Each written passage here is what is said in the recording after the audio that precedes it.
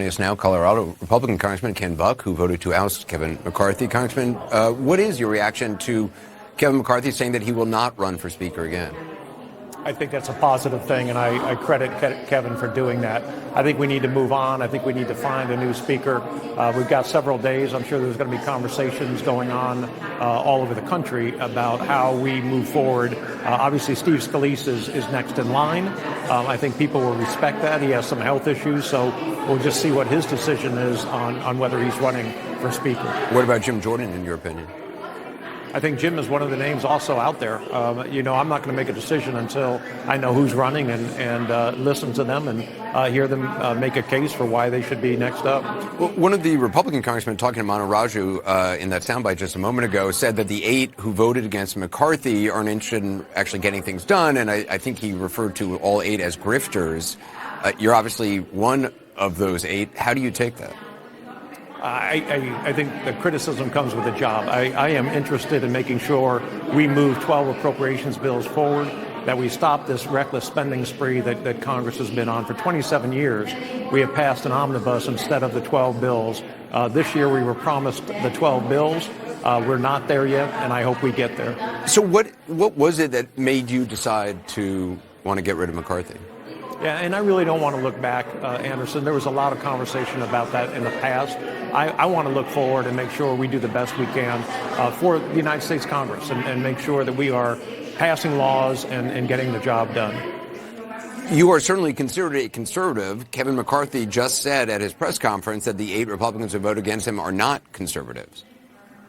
Yeah, I would put my record up, my voting record up against anybody in the conference in terms of conservative votes. I am particularly conservative when it comes to spending bills, and that has been the weakness this year for the Republican conference. We have 1 bill passed before last week. We passed 3 last week. We've got 8 more to go, and the deadline passed on September 30th. So we should have been doing this in June. We should have been doing this in July. I think a lot of people conflate the fact that the Democrats want Kevin McCarthy out for one reason and conservative Republicans want him out for another reason. It doesn't make us less conservative. It makes us more practical in how we get the spending bills done. What about, all the spending and under the previous administration? I'm not, you mean under the Trump administration? Yeah. Absolutely. I voted against those spending bills also.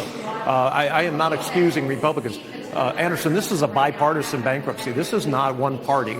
This is both parties engaging with the special interest groups in this town to bankrupt America. We're going to be at $33 trillion of debt soon, going up to 36. It is not Republicans' fault alone or Democrats' fault alone.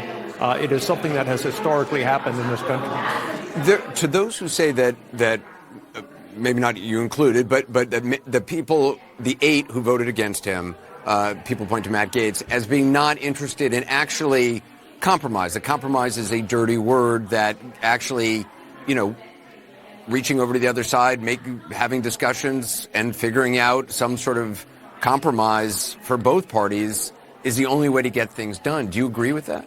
I absolutely agree with that. I worked very hard on antitrust bills in this body with Democrats. I've worked very hard on many other bills in this body with Democrats. What you start in the compromise, you start with 2 different positions. The House will have one position on a piece of legislation that it passes, and the Senate will have a different one. And then you compromise between the 2 bodies.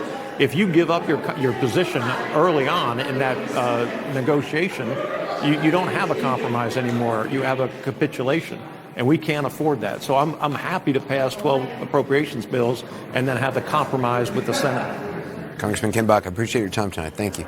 Thank you.